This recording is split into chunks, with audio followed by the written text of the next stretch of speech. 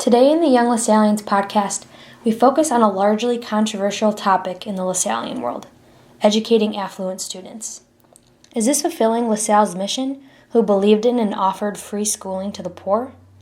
Today we hear from Tracy Bennington, who works at one of our tuition-based schools in the Twin Cities area. We hear her take on what it means to really provide an education for all.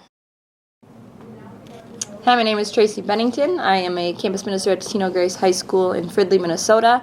This is my 8th year here at TG, and I am also an alum. So Tracy, you attended Buttermere when you were in your mid-20s. What was it like being a young person in that intensive formation program that included people of all ages from around the world?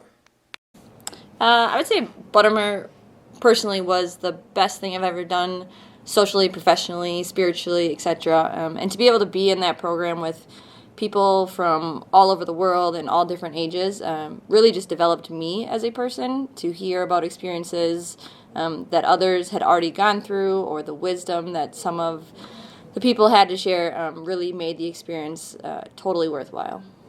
You've told me before that you have been challenged for your work because you are not necessarily working with low-income students. What is or was your response to that?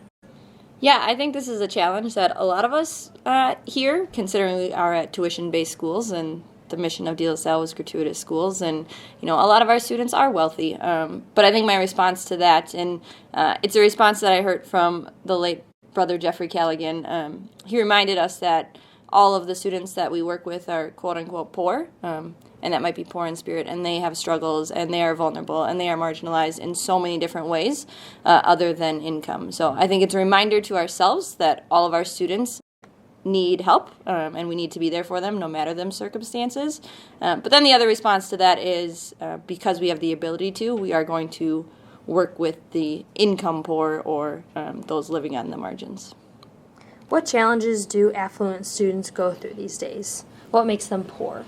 I think the challenges of their family life. We see a lot of students who have just things going on at home. If it's divorce, or if it is income challenges, if it is sibling related.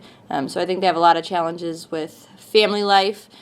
We know that a lot of our challenges in our students right now are mental health. And you could say that's a variety of reasons which causing that, but the facts are that mental health issues are rising, and that's something we work with all of our students, no matter what income they come from. That must have hurt to hear someone say that the work you do doesn't count as a LaSallian education. How did you feel when they said that? Honestly, angry, frustrated, angry, sad, and just that someone or people believe that, because we aren't working with the low-income students, we're not as good. And that was challenging. It was super challenging to hear, and we thought about it for a while, and like I said, Brother Jeffrey Callaghan responded really well to us. But I think it is something that we acknowledge, and the brothers have acknowledged that. And it's weird to say our students pay $16,000 to attend school, and St. John Baptist De La Salle said schools should be free. But the more I thought about it, like I said earlier, these kids need help. It doesn't matter if the help is because they have low income, or they need us the same way that De La Salle students needed him. And the challenges of our society are different than 300 years ago. And I think we're adapting with those challenges. I think the work that they're doing in low-income schools is phenomenal. And there's times that I say, yeah, I would love to work in a school like that. But I think the work that we're doing in our schools, tuition-based schools, is also phenomenal.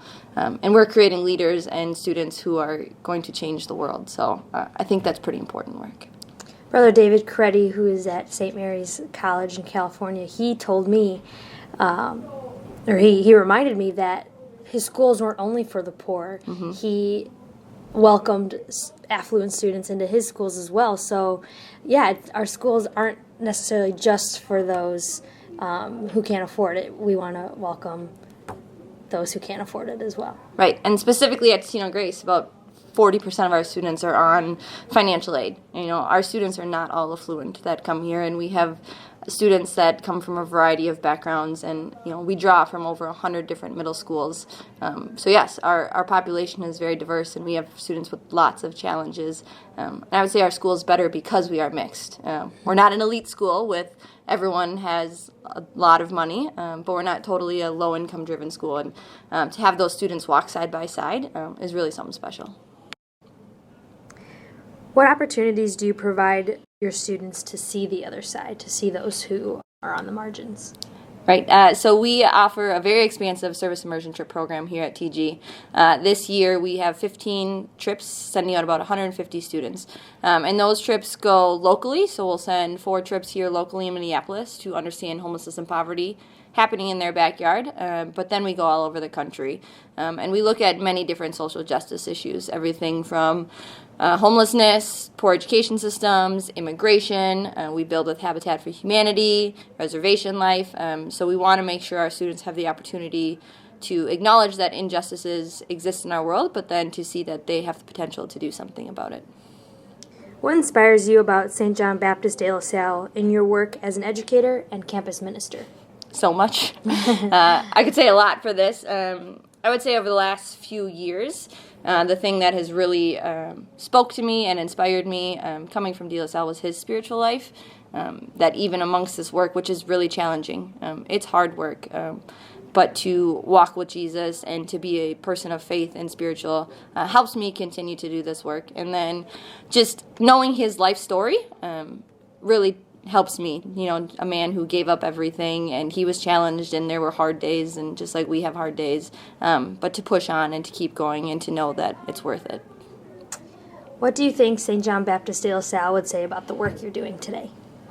I hope he would say it's great. To live this mission and continue to work what he worked for is something that I think we all aspire to do, and I would like to say he's proud of us, and glad we're still continuing to do this.